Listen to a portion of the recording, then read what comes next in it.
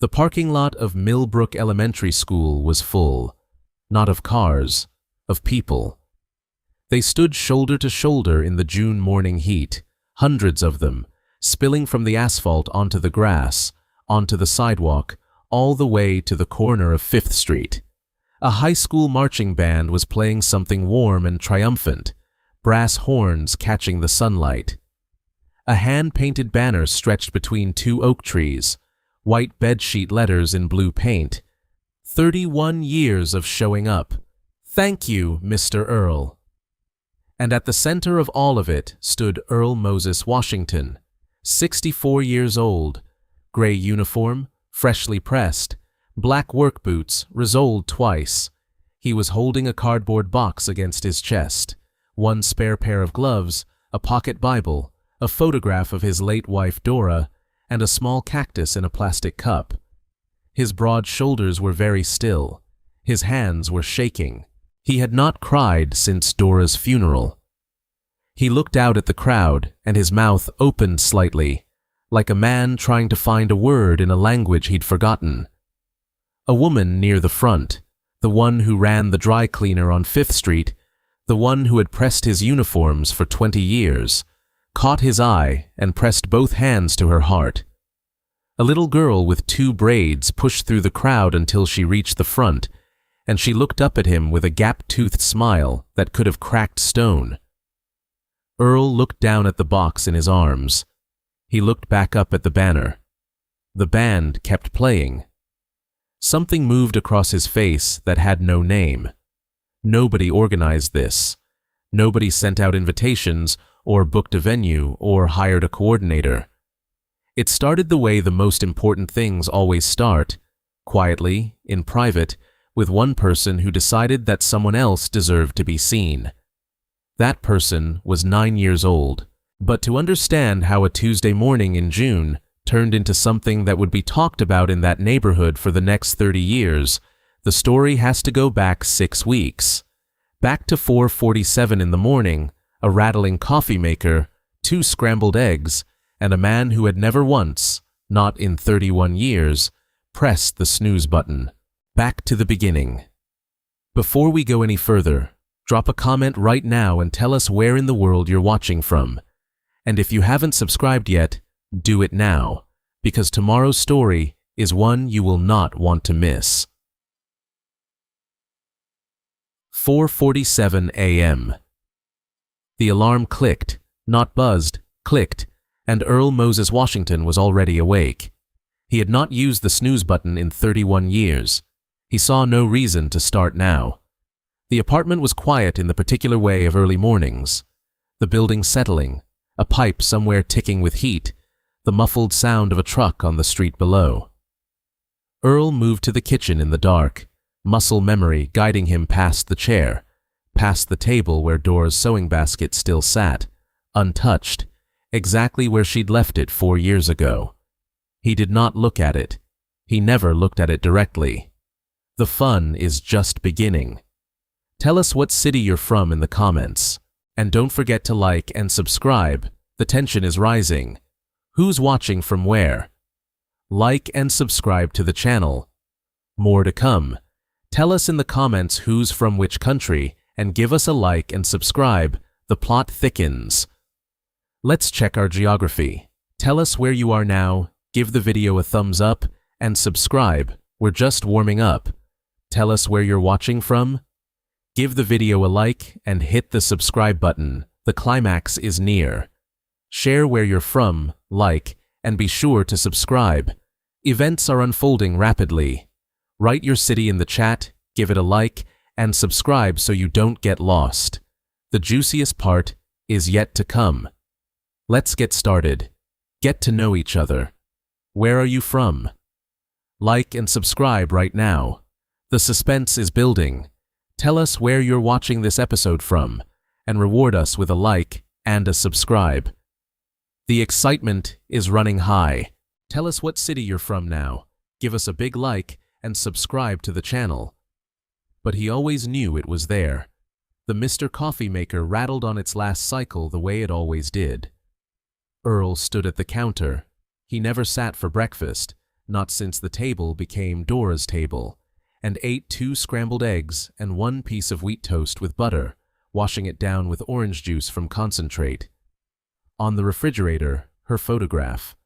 He glanced at it once, the way a man checks that a light is still on.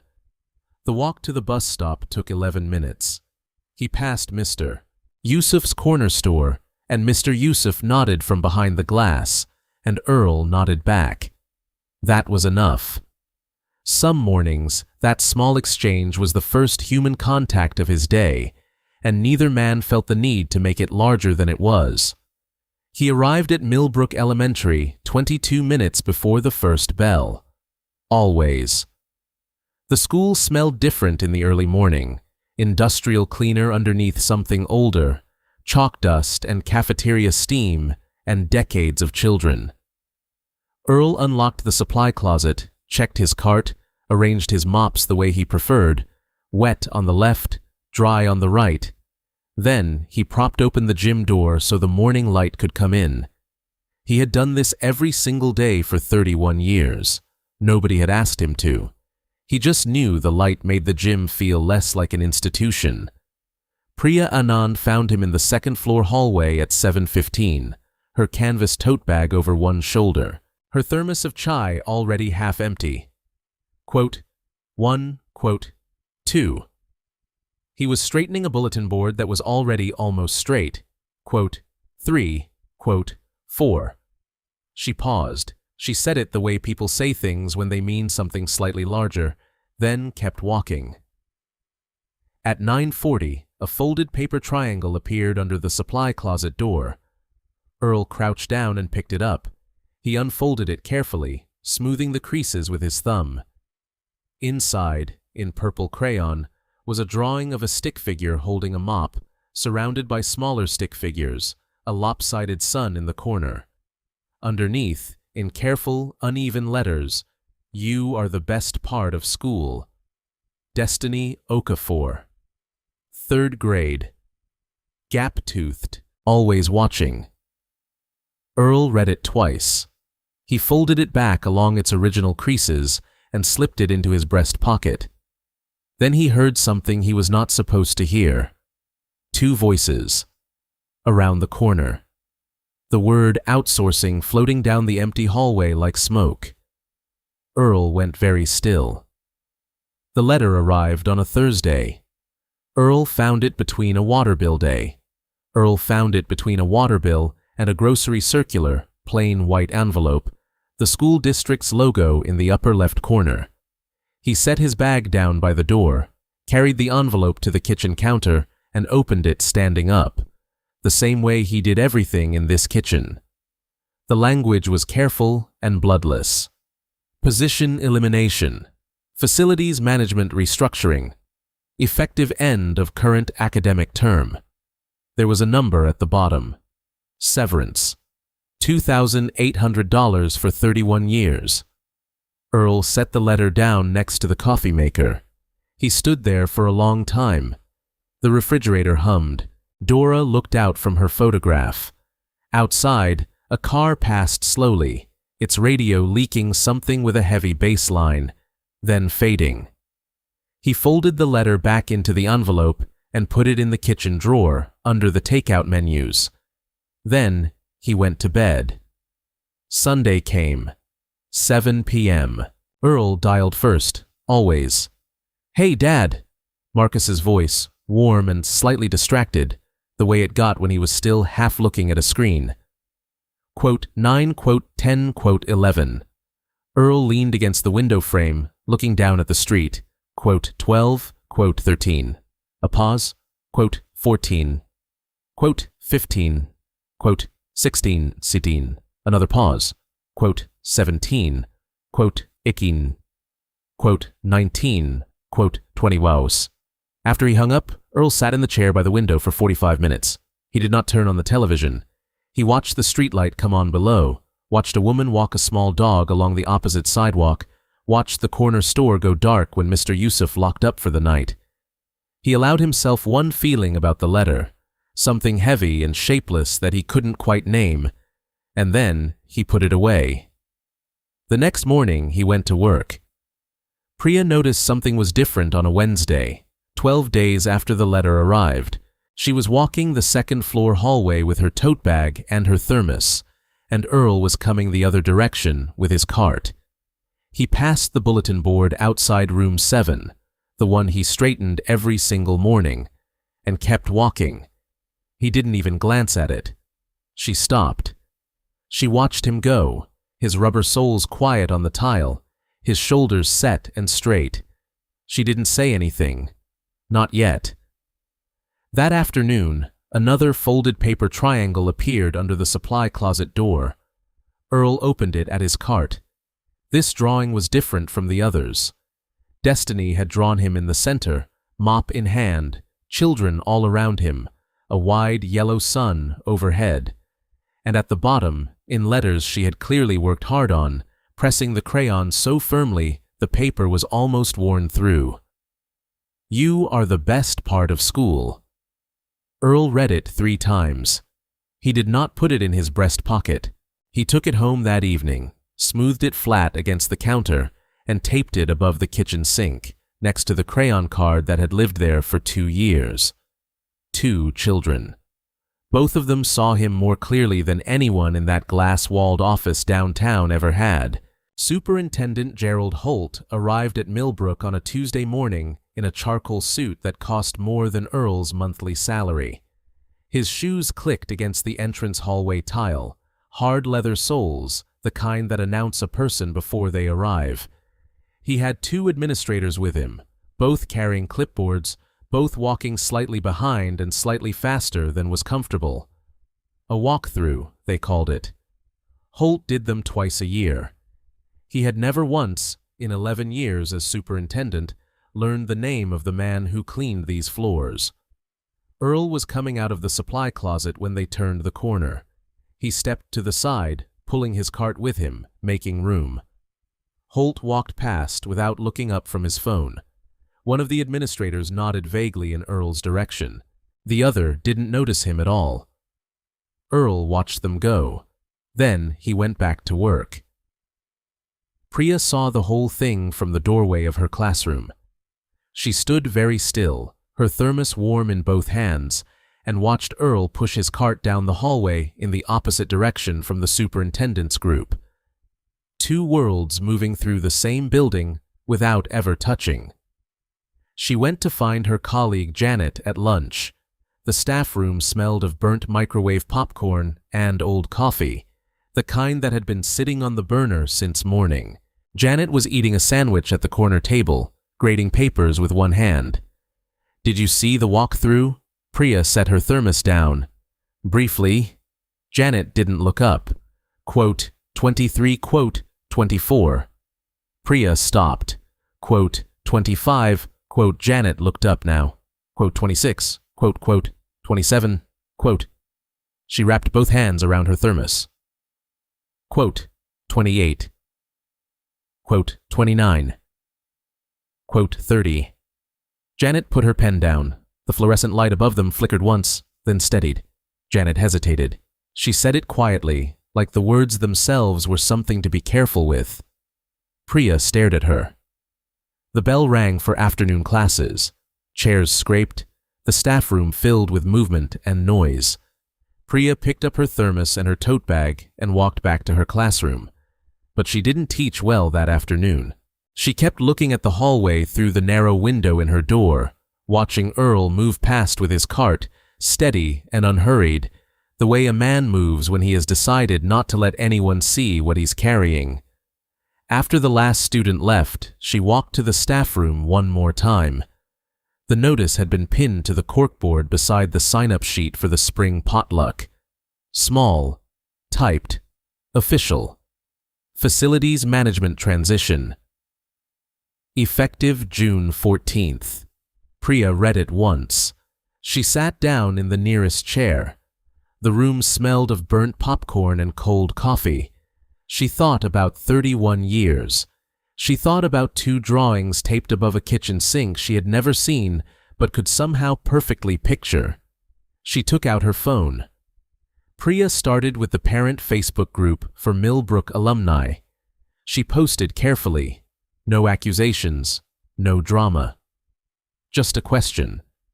Does anyone remember Mr. Earl Washington, the custodian at Millbrook Elementary? I'd love to hear your stories about him. Her phone started buzzing within the hour.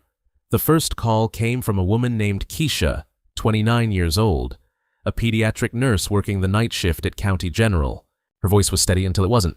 Quote, 35, quote, A, pause, quote, 36, quote, another pause, quote, 37, quote, her voice caught, quote, 38, quote, Priya pressed the phone hard against her ear, quote, 39, quote, 40, quote, 41. The answer came back without hesitation, quote, 42. The second call was from a man named Tomas, 31, a high school gym teacher in the next county over. His voice was low and deliberate, like someone choosing each word carefully. Quote, 43. He cleared his throat. Quote, 44. A long pause. Quote, 45. Priya was standing at her kitchen window by now, the city going dark outside, her chai cold and forgotten on the counter. She was writing names in her paper planner, the one with the colored pens, and the list was already longer than she'd expected. She found the high school band director through a mutual contact. His name was Deshawn. He'd attended Millbrook 20 years ago. Quote, 46. Quote, he said, before she finished explaining. Quote, 47. Quote, 48. Quote, he hadn't let her finish. Just tell me the date. 400 miles south, in Atlanta, Marcus Washington was sitting at his desk at 8:15 in the evening, the logistics report still open on his screen, when a message arrived from a number he didn't recognize. He read it once. He read it again. Your father is losing his job after 31 years, and he hasn't told you. I thought you should know. Marcus sat very still. The office hum of the air conditioning filled the silence. He thought about every Sunday call, every "I know you're busy, son," every careful, practiced deflection from a man who had spent a lifetime not burdening people he loved. He opened a new browser tab, typed in the airline. The next available flight to Millbrook landed Tuesday morning, June 14th. Marcus booked it without blinking. Then he closed his laptop and sat in the dark for a long time, his jaw tight, thinking about 31 years his father had carried alone. Destiny Okafor found out the way children always find out, sideways, through a crack in the adult world they weren't supposed to see through. She was waiting outside the principal's office for her mother to sign a permission slip when she heard two teachers talking in the copy room next door. The door was half open. She wasn't trying to listen. But she heard Mr. Earl, and she heard last day, and she heard June 14th. And something in her chest went tight and strange. She went home that afternoon, very quiet. Her mother, a woman who noticed everything about her daughter, noticed immediately. "Baby, what happened?" "Nothing." Destiny picked at her dinner. The kitchen smelled of jollof rice and the candle her mother kept burning on the counter. "Is Mr. Earl going to stop coming to school?" Her mother set down her fork. "Where did you hear that?" "Is he?" A pause. "I don't know all the details yet, sweetheart." Destiny looked at her plate. "He can't leave. He's the one who makes everything okay." She said it simply, the way children state facts that adults have forgotten. When the lights went out that one time during the storm, he walked through every hallway with a flashlight, and he kept saying, everybody's fine, until it was true. Her mother called 3 other parents that night. Meanwhile, on 5th Street, the dry cleaner was closing up. Her name was Gloria, 61 years old, and she had been pressing Earl Washington's gray uniforms every other week for 20 years. She knew the shape of his shoulders from the way his jackets wore. She knew he always said, "Thank you, Gloria." Never just thanks, always the full phrase, like it meant something. She heard about June 14th from one of the parents Destiny's mother had called. She set down the phone and stood behind her counter for a moment, surrounded by the smell of steam and pressed cotton. Then she picked the phone back up and started dialing. 11 calls. She made them all before she turned off the shop lights. The wave was moving now.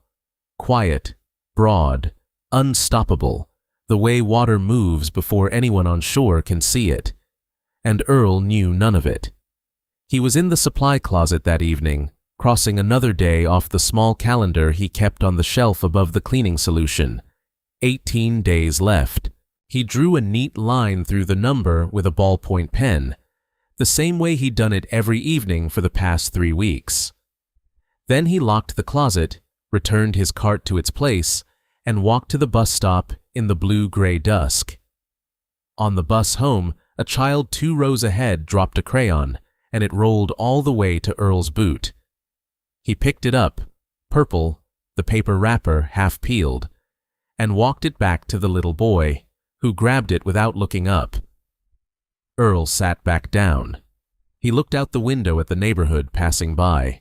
He thought about Destiny's drawing. He thought about the calendar. He thought about Dora, the way he always did when things got quiet enough to let her in. 18 days. He pressed his palm flat against his knee and rode the rest of the way home in silence. The last Sunday call before June 14th came at 7 p.m., same as always. Earl dialed first. Marcus picked up on the second ring, his voice carefully, deliberately normal, the voice of a man performing calm. Underscore, quote, underscore, 5, 8, underscore, quote, underscore, 5, 9, underscore. Earl was in his chair by the window, the apartment dark, except for the lamp in the corner. A pause. The refrigerator hummed. Earl looked out the window at the street below. A couple walked past with a stroller, the wheels rattling over a crack in the sidewalk. Marcus was quiet for a moment. 1 beat too long. Earl's hand tightened slightly on the phone. Always am. I know, but I'm asking anyway. I'm fine, Marcus. His voice was warm and firm and final, the way it got when a door was closing. You don't need to worry about me. Another pause. Marcus was at his kitchen table in Atlanta, his packed carry-on bag sitting by the front door where Earl couldn't see it, his boarding pass already downloaded on his phone. He looked at the bag. He looked at the ceiling. A beat. After he hung up, Earl sat in the chair without moving. The television stayed off. Outside, the streetlight came on. He thought about Marcus at age 7, the way he used to fall asleep in the back seat of the car with one shoe off. He thought about Dora, who always said Marcus had his father's hands. He thought about the letter in the kitchen drawer, under the takeout menus, and the number at the bottom of it. $2,800, 31 years. He allowed himself to feel it, just for a moment, just in the quiet of this room. And then he folded it away somewhere deep, and stood up and went to bed. At Millbrook the next morning, Priya arrived early. She went straight to the supply closet and knocked on the open door frame. Earl looked up from his cart. Morning, Ms. Priya. Morning. She leaned against the frame, her tote bag over one shoulder. She had been rehearsing this conversation for 3 days. Earl, can I ask you something? You can always ask. Are you okay? And I mean... She paused, choosing carefully. Really okay. Not the answer you give people. Earl looked at her for a moment. Then he smiled. Slow, genuine, the kind that reached his eyes. You've been talking to my son. I haven't. She held his gaze. I'm just paying attention. He picked up his mop. I'm fine, Miss Priya. Got work to do. She watched him push the cart into the hallway. She wanted to say something more. She didn't. Some doors a person has to open themselves. but she pulled out her planner as she walked back to her classroom, opened it to the page marked June 14th, and wrote one more name underneath the others. Gloria, the dry cleaner. She'd called Priya that morning. The list now had 47 names on it, and it was still growing. June 13th, one day before. Earl packed his cardboard box quietly over the course of the afternoon, one item at a time, so no one would see. The spare pair of gloves from the hook inside the supply closet door. The pocket Bible he kept on the shelf above the cleaning solution, its spine soft from years of handling. Dora's photograph, wrapped in a square of cloth he'd brought from home. The small cactus in its plastic cup, the one he'd kept on the supply closet windowsill for 6 years because someone had left it in the lost and found, and no one ever claimed it. He set the box in the corner behind the mop bucket. Then he went back to work. At 2:15, Destiny appeared in the hallway outside the supply closet, her backpack on, her mother's car waiting in the pickup line. She stopped in the doorway. "Mr. Earl, Miss Destiny." He didn't look up from the shelf he was organizing. A pause. Just a half second. She was quiet for a moment. She shifted her backpack straps. Earl looked at her then. Really looked. The way he always did. Like whatever she said mattered completely. Underscore, underscore, quote underscore, 92, underscore, underscore. She thought about this with the serious expression she always wore when she was deciding whether to accept something. Then she turned and walked down the hallway, her sneakers squeaking on the tile, her braids bouncing. She didn't say goodbye. She never said goodbye. She always said, "See you tomorrow." This time she said nothing. Earl stood in the doorway and watched her go. His hand rested on the doorframe. He stayed there longer than he needed to. That evening, Priya sat at her kitchen table with her planner open and her phone face up beside it. The list of names had grown to over 100. Deshawn had confirmed the band. Gloria had confirmed the banner, white bedsheet, blue paint, her nephew doing the lettering. Keisha was coming from County General straight off a night shift. Tomas was driving 2 hours. A woman named Ruth, who'd been in Earl's first year at Millbrook, was flying in from Phoenix. Priya stared at the list. Her chai had gone cold again. She thought about Earl packing that box. She was certain he was doing it quietly, alone, the way he did everything, making it small, making it easy for everyone else. She picked up her phone. She found the number she'd been holding for 4 days, the direct line to Superintendent Holt's office, given to her by the district secretary who had her own feelings about June 14th. Her thumb hovered over the screen. She thought about 31 years. She thought about a man who sat on the floor with a crying 7-year-old, who let a frightened boy eat lunch in a supply closet without asking a single question, who propped open a gym door every morning so the light could come in. She pressed call. It rang twice. "Superintendent Holt's office. This is Priya Anand," she said. "Third-grade teacher at Millbrook Elementary. I need the superintendent to be at the school tomorrow morning. It's important." A breath. It's about someone he should have seen a long time ago. Earl worked his full last shift. Every bathroom, every hallway, every bulletin board, straightened with the same careful hands that had straightened them 10,000 times before. He propped open the gym door at 7:14 a.m. so the morning light could come in, the same as always, the gold of it falling across the wood floor in long, warm rectangles. He did not allow himself to think about the fact that someone else would do this tomorrow. He just did it. At 2:30, Priya appeared at the supply closet door. Her eyes were bright in a way she was working hard to control. "Earl, there's something outside you should see." He looked at her. "Everything okay?" "Just come." He picked up his cardboard box from the corner, The gloves, the Bible, Dora's photograph, the cactus. He had not let anyone see him carry it out. He carried it now, through the hallway, past the bulletin boards, past room 7, past the second-floor bathroom where the third-grade kids always left the paper towels on the floor, through the front entrance, into the June light. He stopped. The parking lot was full.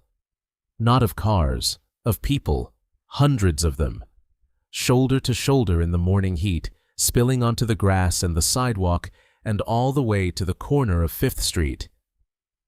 The high school band was playing, something warm and full and triumphant, the brass catching the sunlight. A hand-painted banner stretched between the 2 oak trees, white bedsheet, blue letters. 31 years of showing up. Thank you, Mr. Earl. Everything stopped inside him, the box in his arms, his hands, his breath. He had not cried since Dora's funeral. Then the crowd shifted, and Marcus was walking toward him across the parking lot, 34 years old, his father's broad shoulders, his mother's eyes, and Earl set the box down on the step without thinking, because his hands needed to be free. Marcus stopped in front of him. His jaw was working. I should have come sooner, Dad. Earl put his hand on his son's face, the way a father does when his child is still small to him, regardless of age, regardless of years or distance, or the careful Sunday calls where both of them said everything except the thing they meant. Underscore, underscore, quote underscore 101 underscore underscore. Earl said. Then Destiny was there. She pushed through the crowd, her braids flying, her mother 2 steps behind, and she wrapped both arms around Earl's waist and pressed her face against his chest and held on. Earl put his hand on the back of her head. You can't leave, she said into his uniform. He crouched down to her level, the way he always did when he wanted her to hear him clearly. I'm not leaving, I'm just going to be somewhere else. She pulled back and looked at him, considering this with absolute seriousness. Will you still come to the book fair? Something broke open in Earl's chest, warm and sudden and uncontainable. He laughed. A real laugh, deep and full, the kind that had been waiting a long time to come out. Quote, 105, quote, he said. Quote, 106, quote. At the back of the crowd, Gerald Holt stood in his charcoal suit and said nothing. He had come because something old in him had insisted. He looked at Earl, really looked, for what may have been the first time, and he did not look away. The crowd thinned slowly, the way good things always end, reluctantly, in pieces. Former students took photographs with Earl in the golden afternoon light. Gloria from the dry cleaner held him for a long time without saying anything, her chin on his shoulder, the smell of pressed cotton and her rose hand cream. Priya gave him the card last.